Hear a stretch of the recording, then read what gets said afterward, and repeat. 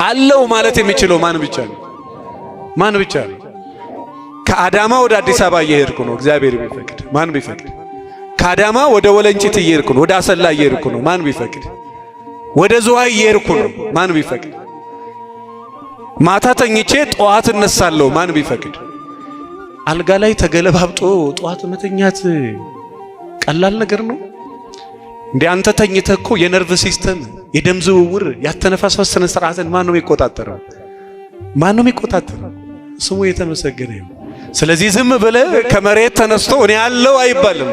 አለው ማለት የሚችለው እግዚአብሔር ብቻ ስለሆነ፣ አለውም ካለ ያለው እሱ ብቻ ስለሆነ፣ ያለም የሚኖርም ስለሆነ፣ ሰው ግን አለው ብሎ መናገር አይችልም። ማታ ከተኛ ጠዋት ላይ ይነሳ ይችላል። ሰውነት ስላለው አለው ማለት አይችልም። አይታችኋል አይደል? 70 ዘመን ሙሉ ከአንገቱ በላይ ማሽን ውስጥ ገብቶ የኖረውን ሰው። እኔ በጣም የሚገርመኝ እንደው እጅ ያላችሁ ሰዎች አላችሁ፣ አይን ያላችሁ ሰዎች፣ ሕያው እግዚአብሔር ምስክሬ ነው፣ ከዚህ በላይ ሀብቴ።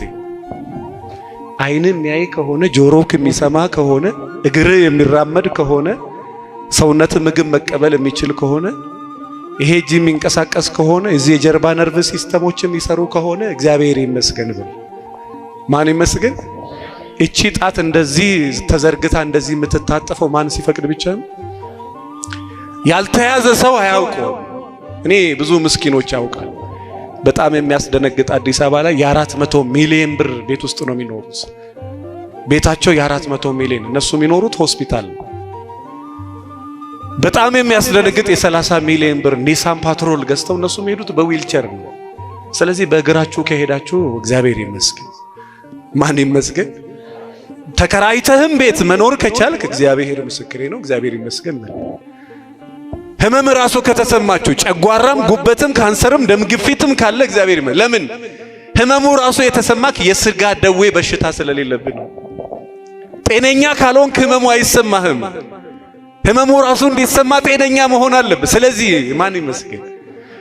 በትንሹ ነገር ደግሞ እግዚአብሔር ይመስገን ያላለ ሰው ዓለምን ሁሉ ቢገዛ እግዚአብሔር ይመስገን አይል እና በተዘጋው ደጃፍ ገብቶ የሰላሙ ጌታ እርሱ የሰላም አባት ሰላም ሰጪም ስለሆነ ሰላም ለእናንተ ይሆናል። ወገኖቼ ሰላም በለኝ ካላችሁት እመኑኝ፣ የእግዚአብሔር ሰላምና የዓለም ሰላም ይለያል። ሰላም ማለት የጥይት ድምፅ ሳይሰሙ መኖር ማለት አይደለም። ጦርነት መካከል ሰላም ያላቸው ሰዎች አሉ።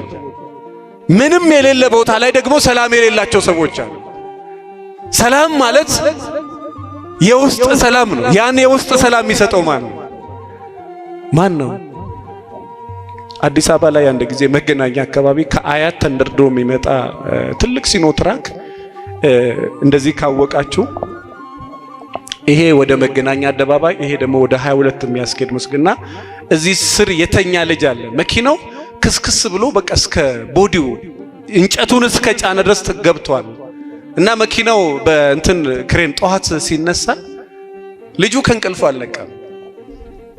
ፍሬን በጥሶ መኪናው ተጋይቶ ሹፌሩ ሞቶ ረዳቱ ሞቶ መኪናው ተከስክሶ እዛ ስር ልጅ ተኝቶ ነው። መኪናው ከተነሳ በኋላ ሞቷል ብለው እንደው ጨርቅ ራሱ እየደረቡ በኋላ ልጁ ከእንቅልፍ እንደሚነቃ ሰው አይኑን እየጠራረገ ነው። እዚህ መካከል እግዚአብሔር ይጠብቃል። ማን ይጠብቃል? ማን ይጠብቃል? እግዚአብሔር። ወገኖቼ በተደጋው ደጃፍ ገብቶ ሰላም ለእናንተ ይሁን ይበላል። የኔ ቤት ሰላም ይፈልጋል፣ እናንተም የኔ ቤት ሰላም ይፈልጋል የምትሉ ከሆነ የሰላሙን ጌታ ወደ ቤቴ ይገባል።